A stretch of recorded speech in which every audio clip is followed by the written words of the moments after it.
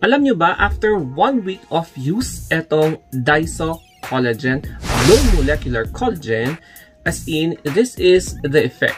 There is no makeup, there is no signs of fakeness, there is no video editing. It is just pure natural and it is super real.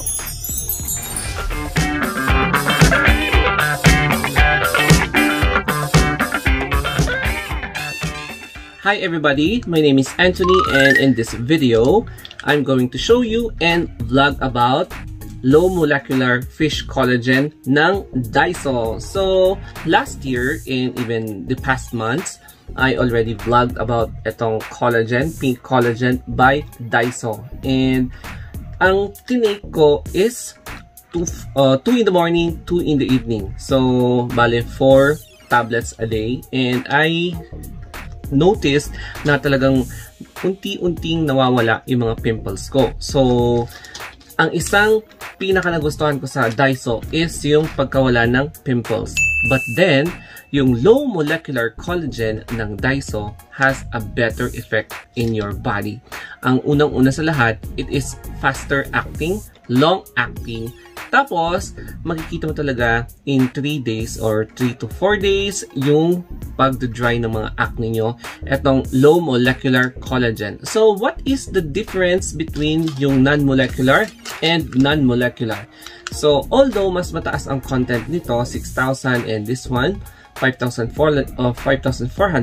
kapag low molecular, ibig sabihin, mas naa-absorb ito, mas smaller yung molecules na naa-absorb ng katawan natin. So, mas faster yung collagen absorption ng katawan natin. So, this is a promising collagen na itry nyo. Lalong-lalo na kapag Japan-made ang products na collagen, siguradong i-effect talaga sa inyo to. So, how about the price? How much ang isang pack ng ganito? 20 tablets in, ayan, pwede mo maubos in 15 days.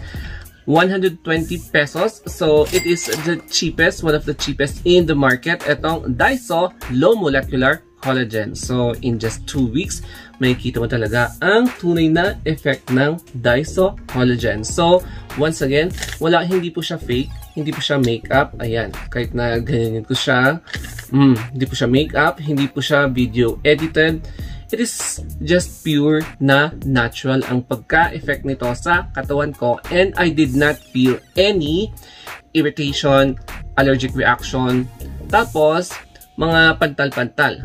But ang only contraindication lang ng collagen, lalong-lalo na kapag mga allergic ka sa fish, is yung mga may allergy sa iodine. So, precautionary measure lang po para sa mga kababayan natin na may allergy sa fish or shellfish, mga tahong, yung mga ganon. Hindi po kayo, baka feeling ko, or I advise na mag-consult muna kayo sa mga doctors nyo before taking collagen, because doon po tayo nagkakaroon ng allergic reaction. Alam nyo yun, yung pamamantal ng skin, tapos biglang mag-red yung face mo, tapos biglang, alam mo yun, yung feeling na ganun. So, I advise you na mag-seek muna kayo ng doctor kung allergic ka sa mga seafood. So, sa next clip, we will have a closer look yung itsura nito and a little bit of comparison ng collagen na ito.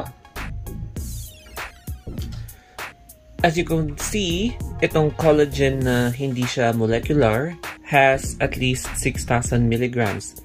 But then, sa low molecular, it is considerably na mas mababa yung kanyang collagen content with 5,400 milligrams. So, if you're going to check, yan, color orange po siya, collagen, sasabihin niya, and it is proudly made in Japan. So, same sila, made in Japan. So, ayan. And same sila ng company. So, it is also Daiso. And then, I really cannot understand yung mga Japanese characters. So, I am very sorry kung Japanese ka or Filipino in Japan. So, may intindihan mo yung mga nakasulat dito. And, by the way, this one contains at least 20 tablets. Tapos, if you're going to compare halos same sila ng mas maliit to. Ito mas malaki ng konti yung tablet niya. So, ayan. Hindi ka tawag dito. Hindi ka magtataka kung bakit. Parang kakaiba na maliit. Anyway, so here at the back, may mababasa ka dito na numbers. So, each tablet contains 300 mg. So, ganyan yung itsura niya. And then, hindi ko talaga maintindihan yung mga iba. So, anyway, ganyan yung contents niya. So, yun nga lang, hindi ako nag-study ng Nihongo to understand this product. So, they have here yung telephone number ng company. So, I guess this is the company's number. So, ayan. And, yan yung mga ingredients niya. So, 1.12 kilocalories. So, I am not sure talaga kung ano yung mga nakasabi dito. But, I am certainly sure na yan, 5,400 milligrams ang pwede mo makukuha if you're going to take at least 6 tablets. So, 6 tablets at once. So, ayan. Ayan guys.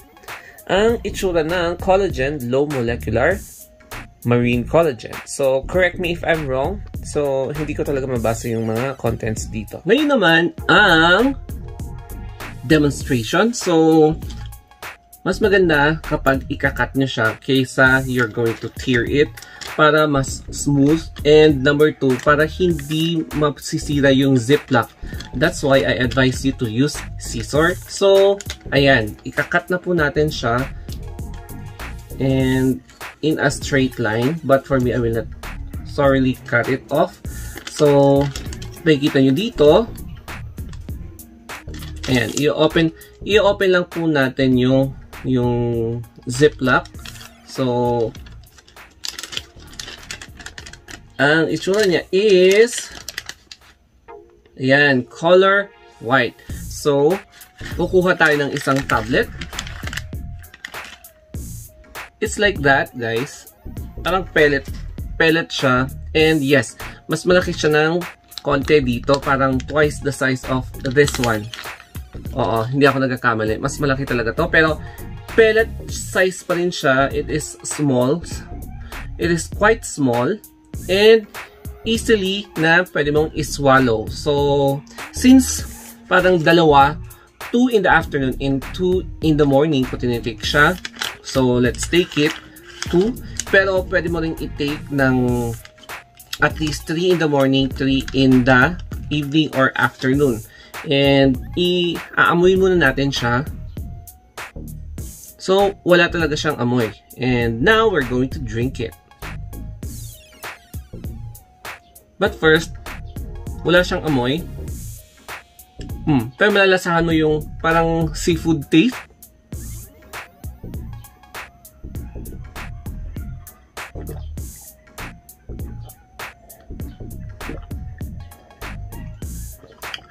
Yes, may pagka, alam mo yung medyo fishy. ayun, yung taste talaga is parang fish. Meron talaga siyang fish. So, pero hindi naman siya yung lasang-lasang isda. Yun lang, kasi based siya from fish collagen. So, ano nga ba, i-clear ko lang yung tamang dosage ng product na ito. So, what is the best time to take collagen? Sabi nila, mostly na nakikita nyo sa mga vlogs is just after waking up. So, empty stomach po yun. 3 ganito. And then, before sleeping, before bedtime, 3 din. Pero, if you have gastritis or stomach conditions such as gastritis, hyperacidic, meron kang hyperacidity, ayan, it is better to eat this food or drink it, mag-take kayo ng ganitong tablets with meals. So, after breakfast or after dinner para hindi mairita yung tiyan nyo. Ayan po yung correct dosage. And sa mga nagme-maintain lang, pwede namang 2 tablets after eating or before waking up, or 2 tablets before going to bed, or just after eating dinner. So, ayan po guys, yung correct dosage nito.